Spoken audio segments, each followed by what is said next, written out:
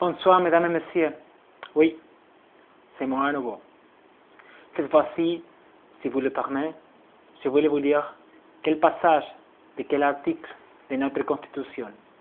C'est très intéressant. Peut-être vous ne l'avez pas lu récemment. Je voudrais vous rappeler. Article numéro 2. La Confédération suisse protège la liberté et les droits du peuple et elle assure l'indépendance et la sécurité du pays. Elle veille à garantir une égalité de chances aussi grande que possible. Article numéro 5. Principe de l'activité de l'État régi par le droit. Le droit est la base et la limite de l'activité de l'État. L'activité de l'État doit répondre à un intérêt public et être proportionnée au but visé.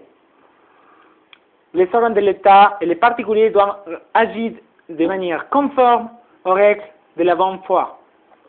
La Confédération et les cantons respectent le droit international. Article 6, très intéressant, dans mon opinion.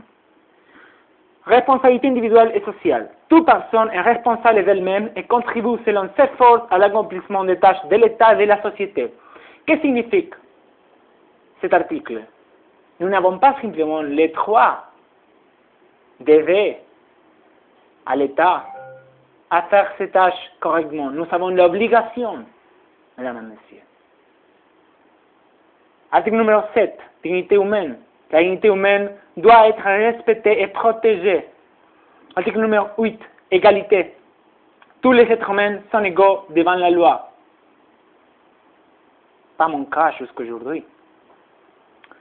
Article numéro 9, protection contre l'arbitraire et protection de la bonne foi. Toute personne a le droit d'être traitée par les ordres de l'État sans arbitraire et conformément aux règles de la bonne foi.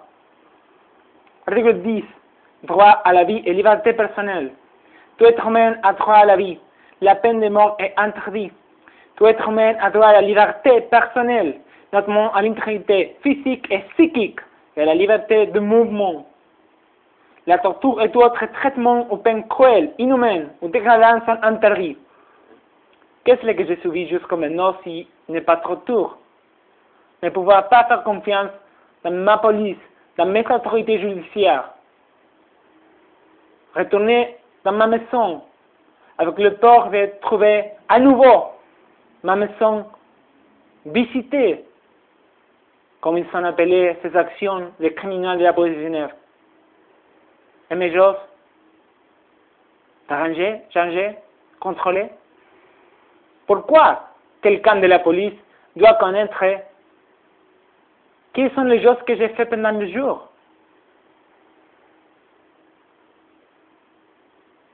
Article numéro 13. Jugement pour supporter mérite. Protection de la sphère privée. Toute personne a droit au respect de sa vie privée et familiale, de son domicile,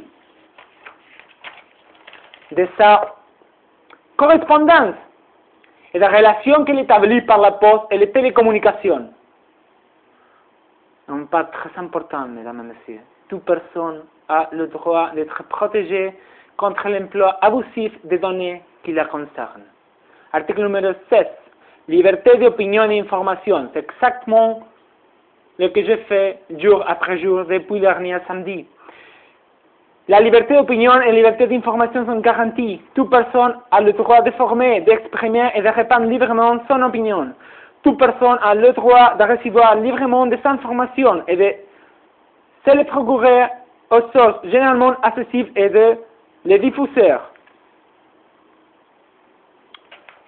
Article 29. Garantie générale des procédures. Toute personne a droit dans une procédure judiciaire ou administrative à ce que sa cause soit traitée équitablement et jugée dans un délai raisonnable. Les parties ont le droit d'être entendues.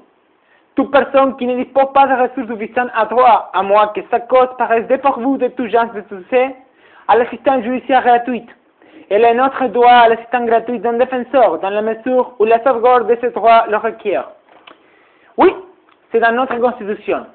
Et j'ai recherché l'aide juridique du canton de Genève, justement pour attaquer le canton de Genève.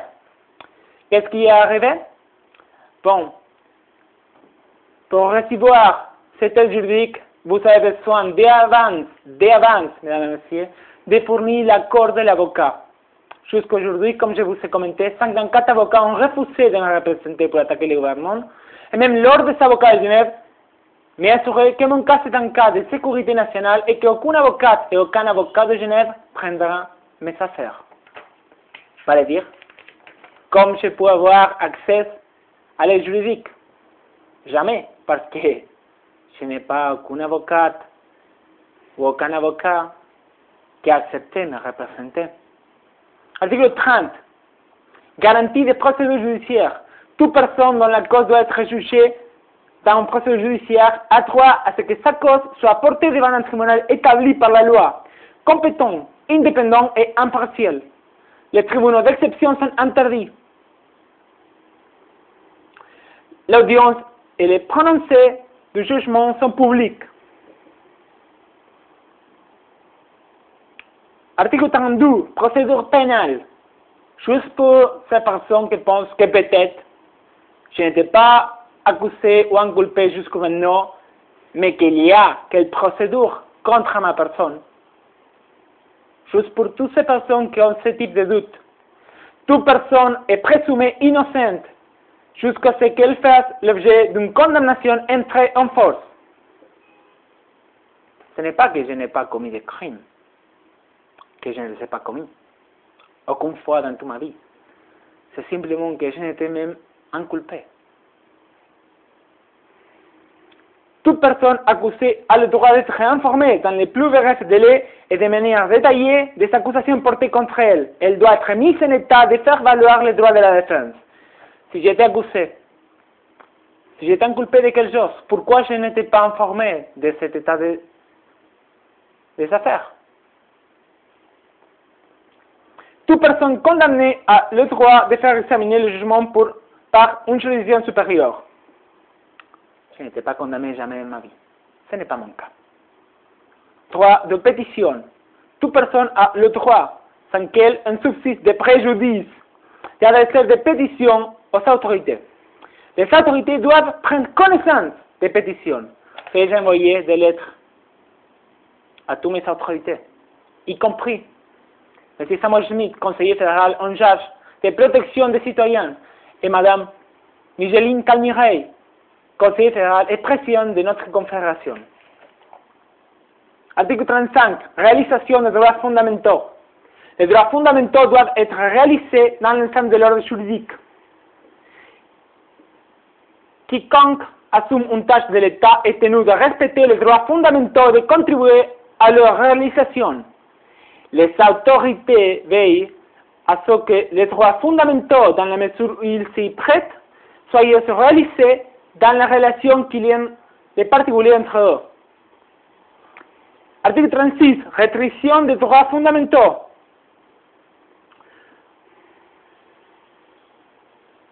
Toute restriction d'un droit fondamental doit être justifiée par un intérêt public ou par la protection d'un droit fondamental d'autrui. Je n'ai jamais commis aucun crime, je n'ai jamais plané commettre aucun crime et je n'ai jamais été impliqué dans quiconque activité illégale. C'est-à-dire, il n'y a pas application de ce part pour restringir mes droits fondamentaux. Toutefois, toute restriction d'un droit fondamental doit être proportionnée au visé et le sens des droits fondamentaux est inviolable.